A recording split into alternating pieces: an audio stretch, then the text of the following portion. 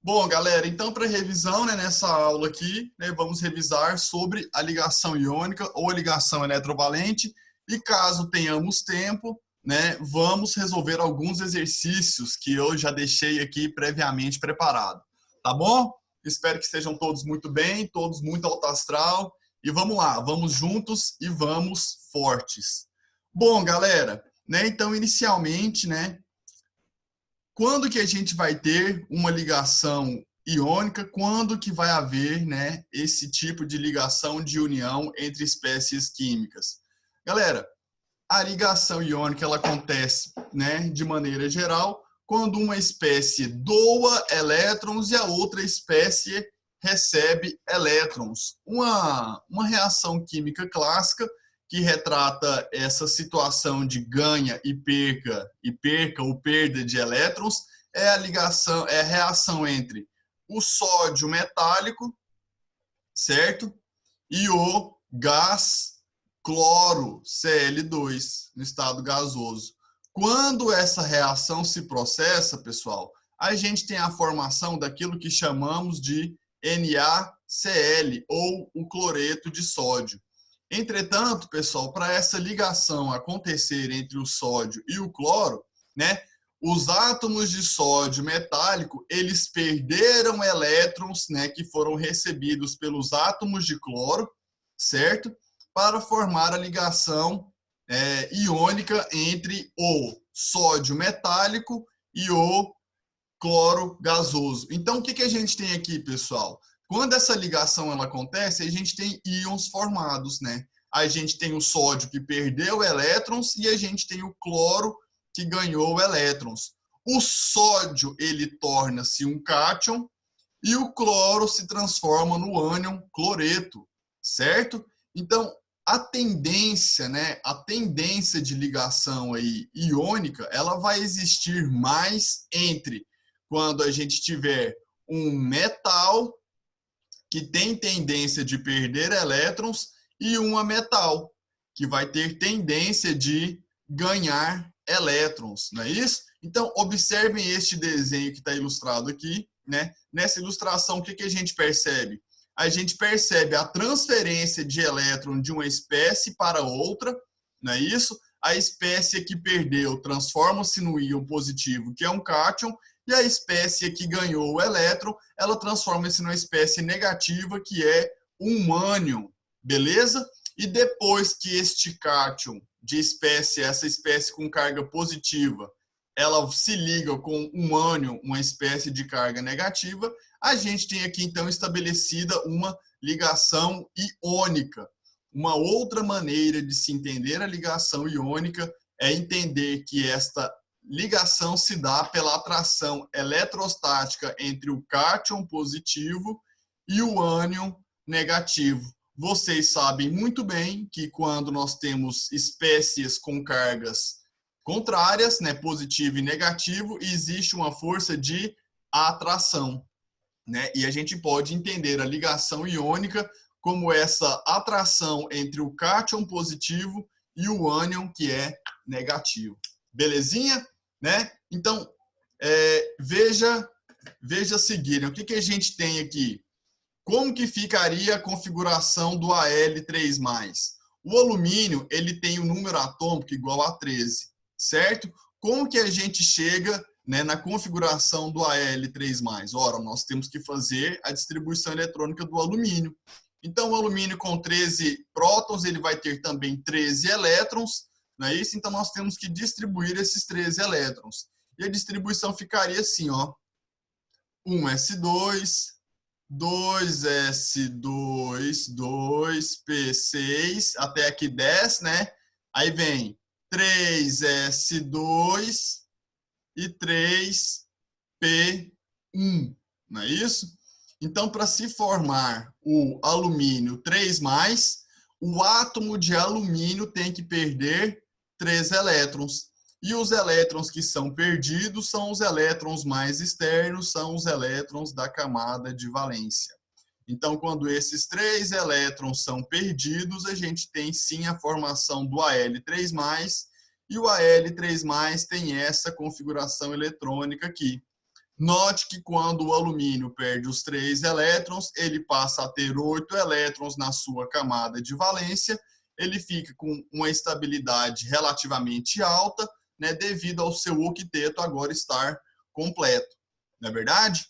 E agora vamos ver aqui o caso do bromo, né? O bromo menos, como que a gente chega aqui na configuração eletrônica do bromo menos.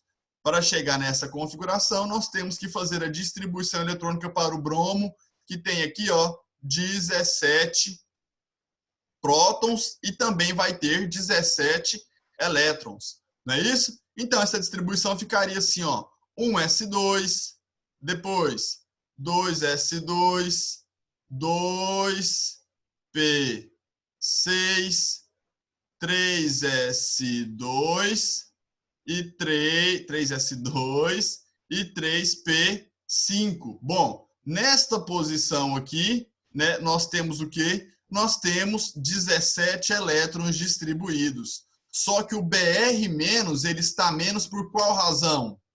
Exatamente porque ele ganhou um elétron. Não é isso, galera? Então, a gente tem que inserir um elétron na configuração eletrônica do bromo. E onde esse elétron vai ser inserido? Ele vai ser inserido na camada de valência. Então, aqui, que antes era 3p5, passa a receber um elétron e vai se tornar o quê? 3p6. Não é verdade? Sim, isso é verdade. Então, observe que quando este ânion também é formado, né, ele passa a ficar com relativa estabilidade, porque ele agora tem o seu octeto completo. Ele agora apresenta 8 elétrons na camada de valência. Beleza?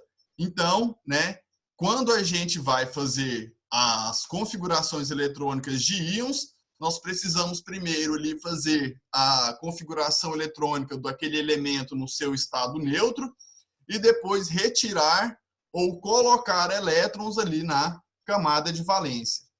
Beleza? Então, né, quando o bromo e o alumínio se juntam para formar um composto iônico, né, os íons que são formados apresentam relativa estabilidade, pois, né, no momento em que se formam os íons, esses íons já apresentam um octeto completo. Tá bom? Então, beleza. Né? Então, a gente tem aqui, pessoal, para compostos iônicos, aquilo que chamamos de fórmula mínima. Nós temos aquilo que chamamos de fórmula iônica, em que a gente representa os íons com as respectivas cargas, e a gente tem aquilo que chamamos de fórmulas, né, ou fórmula de Lewis, ou Lewis, eventualmente, que vocês podem ouvir aí em alguma videoaula, não é mesmo? Então, se falar fórmula de Lewis, é essa fórmula aqui que a gente eventualmente chama de fórmula de Lewis. E o que que essa fórmula de Lewis tem? Vocês estão notando que aqui no cloro eles têm, né, representados aqui, ó, essas bolinhas em torno do átomo de Cl-, né, em torno do átomo de cloro. Por quê? Porque esses aqui são os elétrons que agora o cloro, né, o cloreto tem na sua camada de valência. O cloro é da família 7A, certo? Quem é da família 7A, para atingir o octeto, ele perde o 7 ou ele ganha mais um elétron e fica com 8? Então, a tendência do cloro, sim, é ganhar esse um elétron e aí ficar o quê? Ficar com o seu octeto completo. Não é isso? Então, quem tinha 7 elétrons na camada de valência passa a ter 8, porque ganhou esse elétron.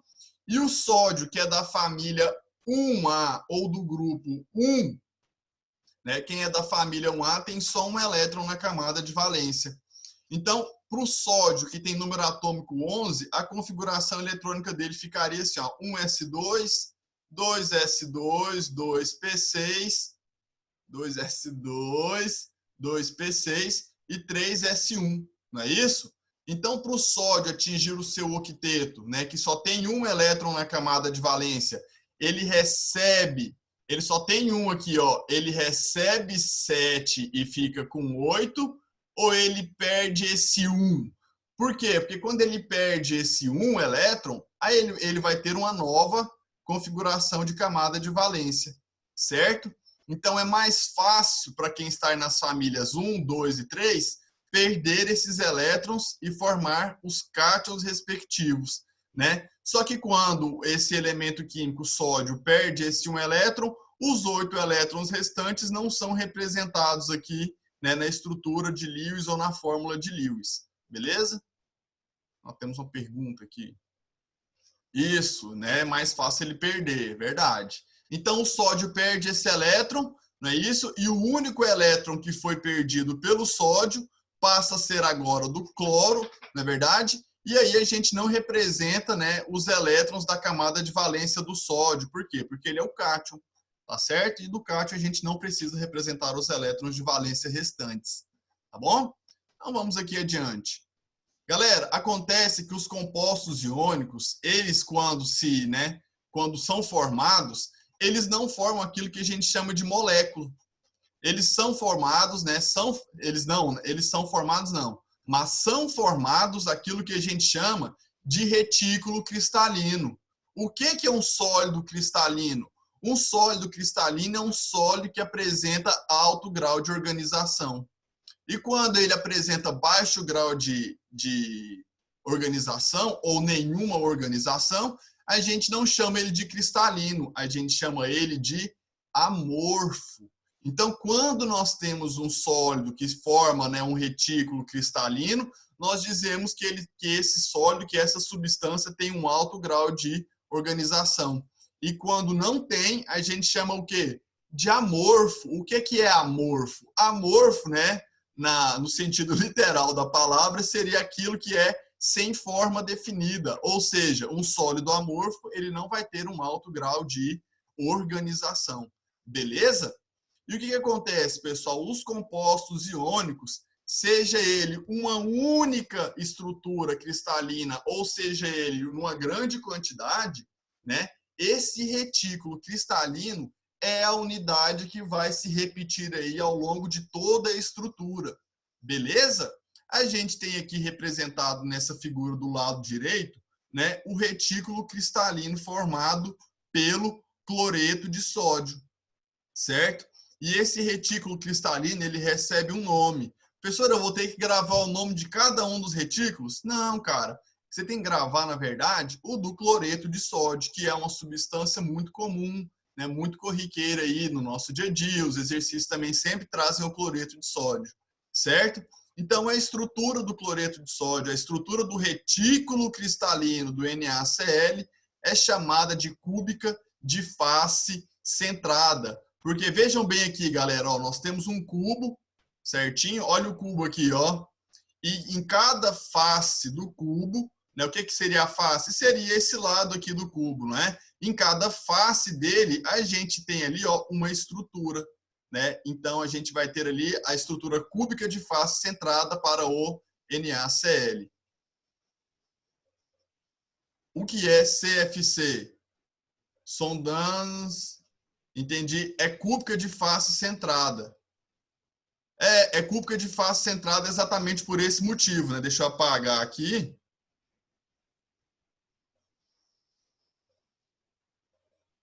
Deixa eu pegar uma outra cor aqui, esse amarelo vai ficar legal. Por que ela é cúbica? Aí, ficou ruim. Deixa eu mudar aqui a cor. Por que ela é cúbica de face centrada? Né? Porque o retículo cristalino do NaCl forma um cubo, não é? Olha, o cubo está claro ali, ó, o cubo, não é isso? E em cada uma das faces do cubo, o que seria a face? Seria esse lado aqui, ó. Em cada face do cubo, a gente tem o quê? A gente tem um corpo ali, ó. Um corpo seria um cátion ou um ânion.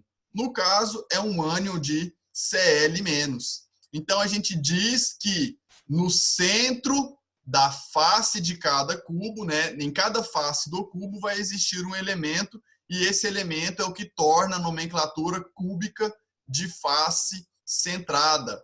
Professor, tem outra? Tem. Tem uma que é chamada cúbica de corpo centrado, porque no centro do cubo formado vai existir um corpo, e esse corpo pode ser um cátion ou pode ser um ânion, tá certo? Então, muita atenção, compostos iônicos não formam moléculas. O que é que eles formam? Eles formam aquilo que a gente chama de retículo cristalino, e o retículo cristalino é aquela estrutura que vai se repetir por por todo o composto iônico.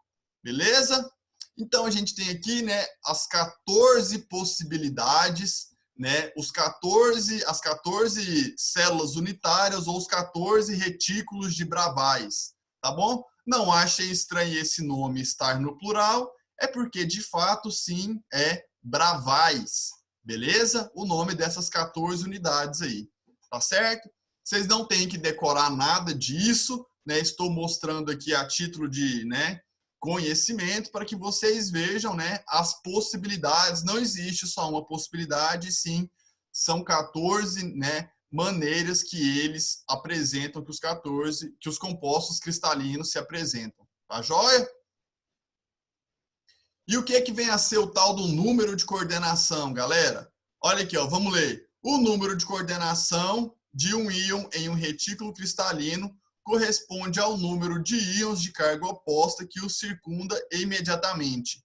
Ou seja, é o número de íons vizinhos. Então, se a gente for olhar aqui, ó, por exemplo, qual que seria, né, o número de coordenação para o Césio+, o CS+, né? Então, a gente tem que contar quantos outros ânions, porque se nós estamos falando aqui de número de coordenação, a gente está levando em consideração um cátion, e a gente tem que ver que para esse cátion, quantos ânions o circunda, né, diretamente. Então, olhando esta figura, né, a gente consegue identificar que o número de coordenação para o Césio, CS+, é igual a quanto? É igual a 8, porque nós temos 1, 2, 3, 4, 5, 6, 7, 8. Né? Então, nós temos 8 ânions em torno de cada cátion, então o número de coordenação é igual a 8.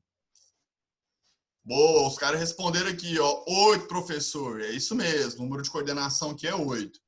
Bom? E aí, galera, como é que a gente monta, né, uma fórmula unitária para um composto iônico? Lembra que no começo aqui dessa aula a gente estava falando de um composto formado entre o Br e o alumínio? Não é isso? Ó, o alumínio forma o alumínio 3+, e o bromo forma o Br-. Não é isso? Ó, temos uma pergunta aqui.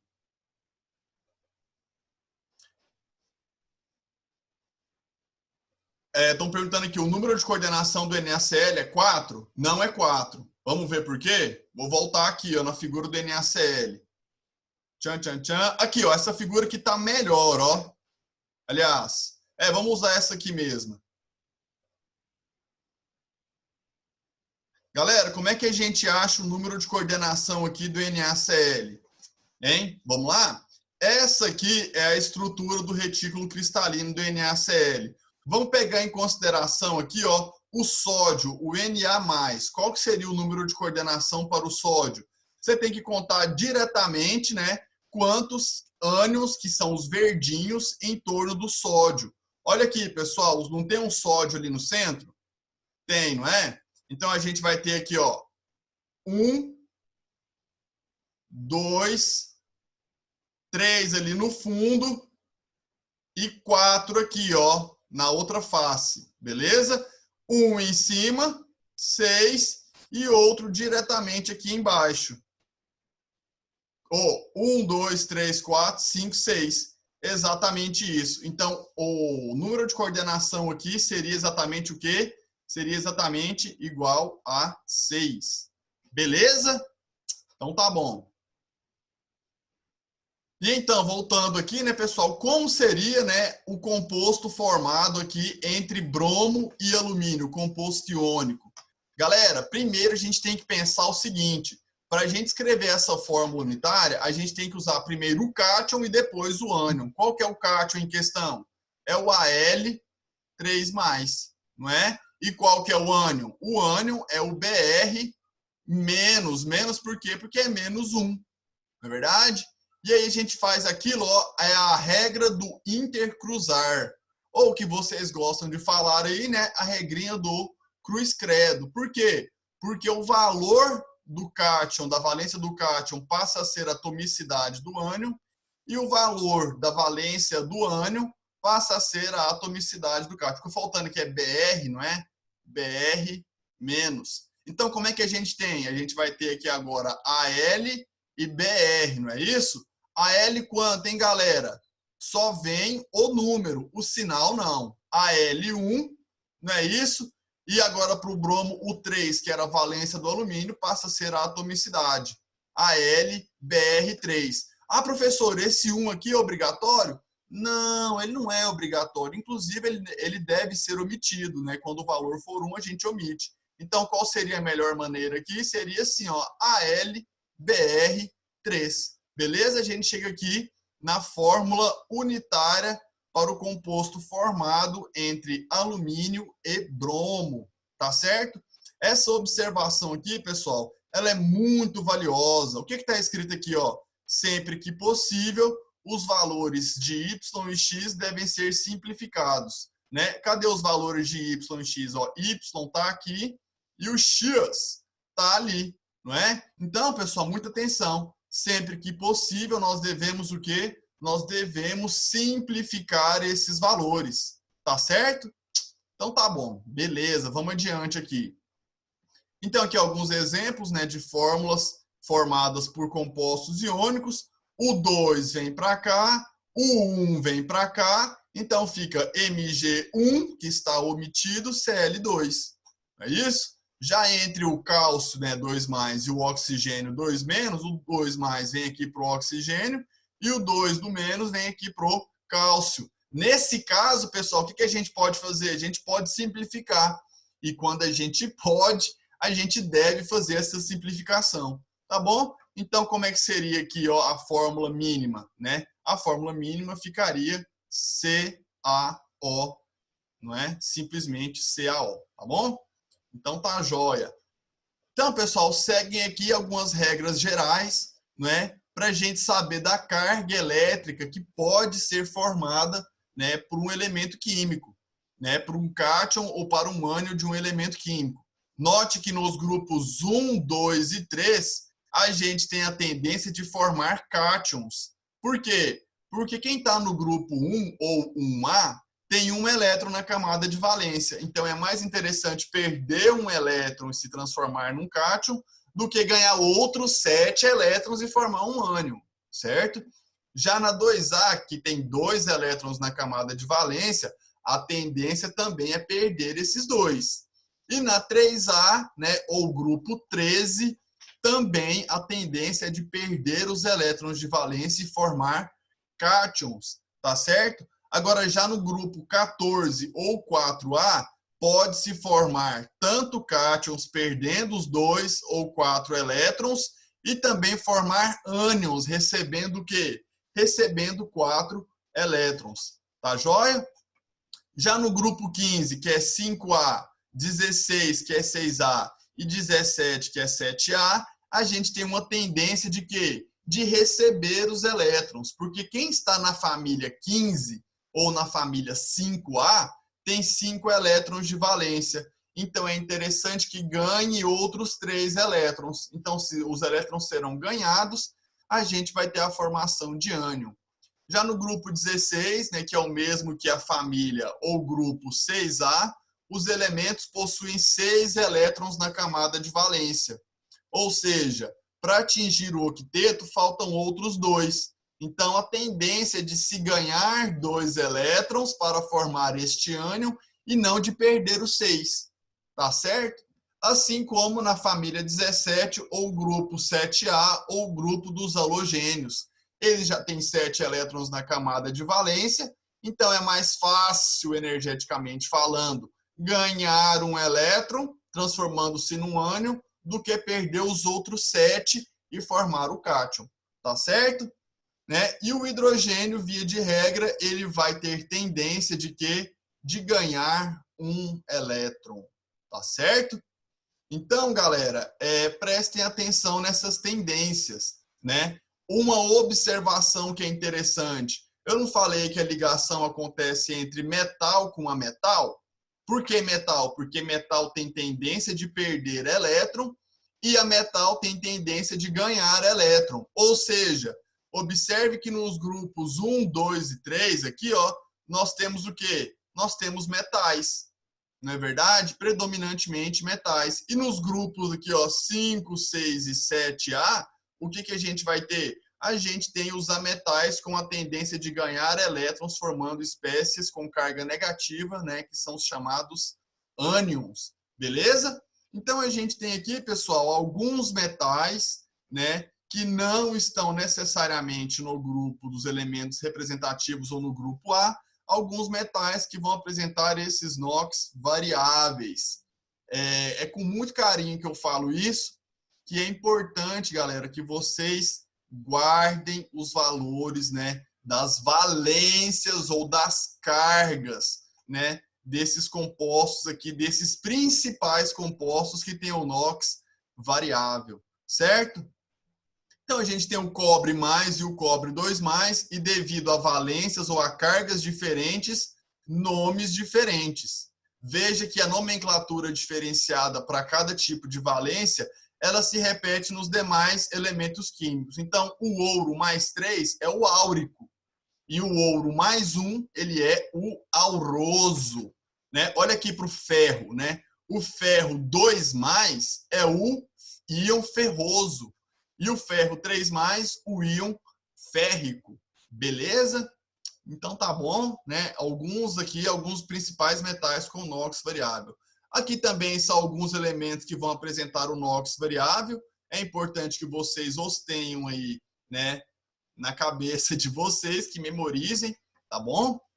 E eu queria agora, né, lembrar aqui com os senhores o caráter iônico. Quando que o caráter iônico vai ser acentuado, né? Quanto maior for a diferença de eletronegatividade entre os átomos ligantes. Então, quanto maior, pessoal, a diferença de eletronegatividade, maior vai ser o caráter iônico. E quanto menor for essa diferença de eletronegatividade, menor vai ser o caráter iônico.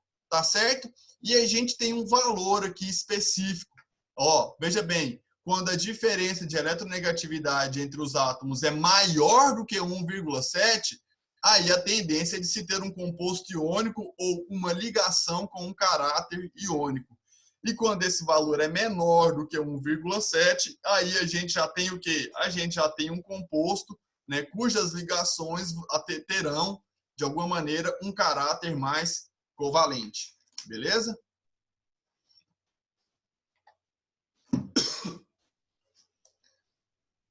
Então, aqui, né, um exemplo, né, mostrando que o caráter iônico ele está aumentando, né, da direita para a esquerda, exatamente porque a diferença de eletronegatividade entre os átomos ligantes, ela passa a ficar cada vez maior. Quanto maior a diferença de eletronegatividade, maior será, né, aquilo que chamamos de caráter iônico da ligação química. Beleza? Vamos passar aqui adiante. Então, algumas características dos compostos iônicos, né? São todos sólidos na CNTP, que são as condições normais de temperatura e pressão. Temperatura normal é 0 graus Celsius e não 25, e pressão normal é 1 atm. Ah, professor, quando que a temperatura, então, é 25? Não na CN, mas na CATP. O que significa o A ali? Ó, condições ambientes. Nas condições ambientes, a temperatura é 25 graus, graus Celsius, e a pressão também é de 1 atm. Tá certo? Então, beleza. Ó, os compostos iônicos são duros e quebradiços. Eu tenho aqui um exemplo de um composto iônico, né, para vocês verem. É o carbonato de cálcio, GIS. Olha só, quando eu tento aqui, ó, dobrar um composto, ó, ele já quebrou. Por quê? Porque eles são quebradiços né, a temperatura ambiente também, não somente na CATP. Então a gente tenta aqui, ó, dobrar, ó, e a gente tem o quê? A gente quebra, né? Os compostos iônicos são quebradiços. Beleza? Outra característica é que eles vão possuir altos pontos de fusão e ebulição, e isso tem mais a ver com a energia de rede, não é? Vamos falar disso aí Já falamos, mas talvez se der tempo a gente fala aqui hoje de novo, né? Altos pontos de fusão e ebulição são isolantes elétricos no estado sólido e condutores nos estados líquido e gasoso. Por quê? Porque nos estados líquido e gasoso nós temos aquilo que chamamos de dissociação, né? Os íons que estavam ali no composto iônico, eles são separados em cátions e ânions, e quando a gente tem cátions e ânions livres, a gente tem condução de corrente elétrica.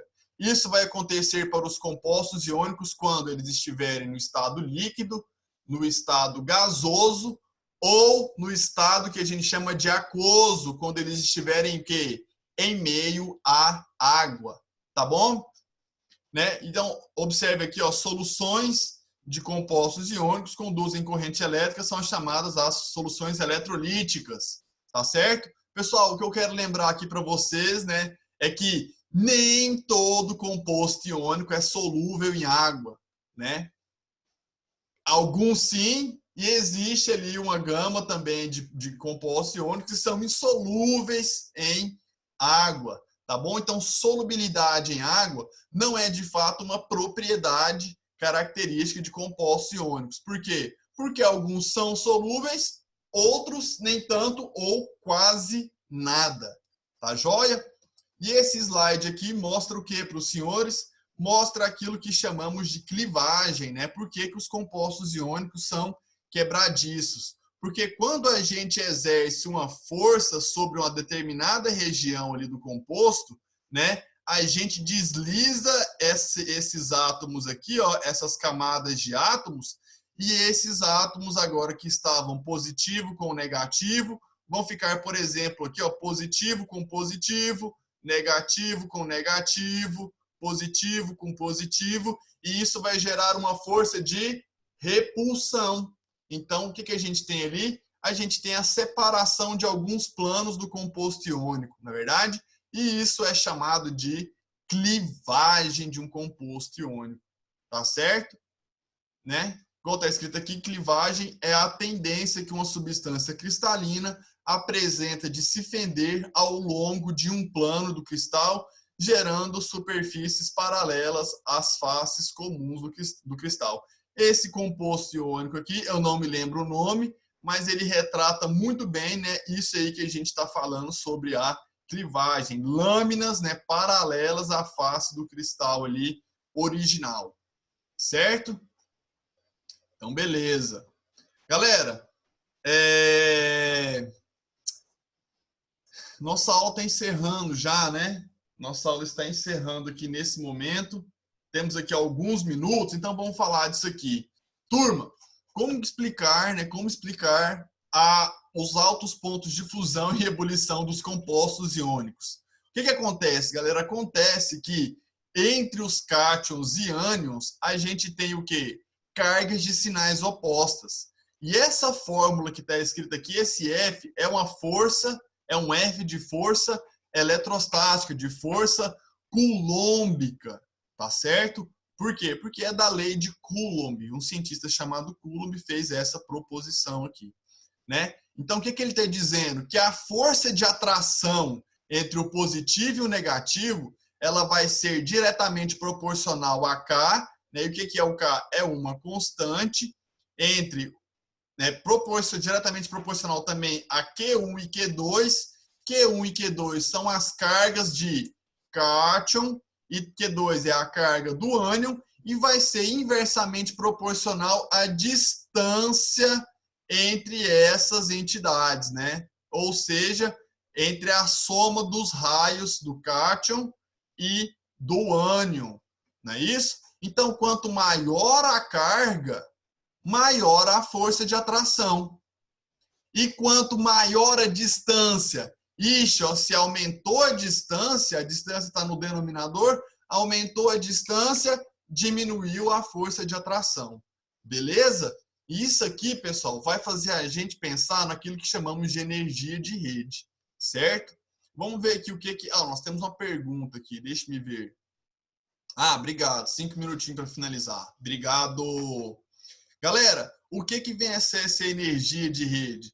A energia de rede é a energia necessária para separar completamente um mol de um composto iônico no estado sólido em íons gasosos. O que é um mol?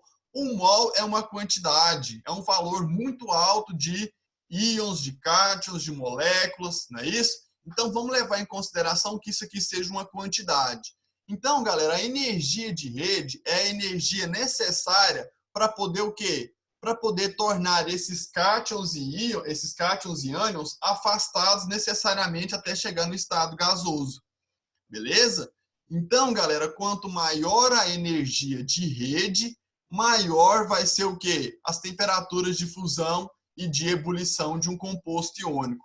Agora, quais são os critérios que devem ser levados em consideração, né, para a gente fazer aí esse, né, para imaginar o quanto, né, o quão grande vai ser a energia de rede?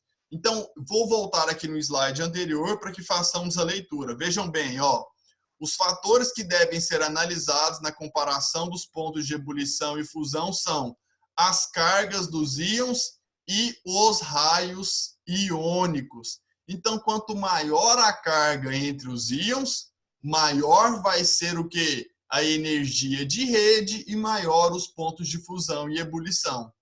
E quanto maior a distância, né? Se a gente aumenta a distância entre o positivo e o negativo, se a gente vai aumentando essa distância, o que acontece? A força fica cada vez menor. Então, quanto maior a distância, menor vai ser a energia de rede e menor os pontos de fusão e ebulição para aquele composto iônico. Beleza? Bom. Tan, tan, tan.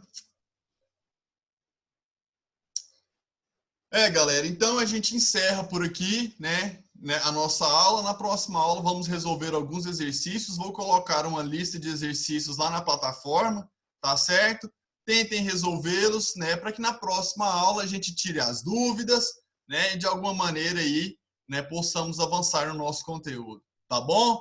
Ó, um beijo a todos, um grande abraço, contem com a gente, estamos aqui prontos para atendê-los na medida do possível, viu? Se cuidem, galera. Valeu, até mais.